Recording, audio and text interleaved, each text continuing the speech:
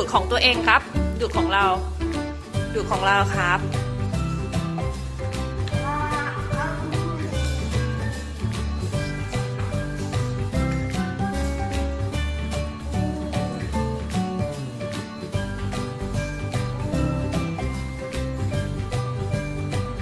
ใส่ป้าเอาน้ำไปเก็บเหรอครับ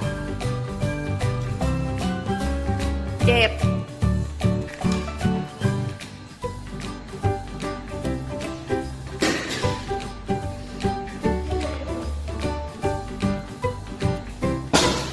ไหนเปิดยังไงพี่พายุเปิดยังไงครับ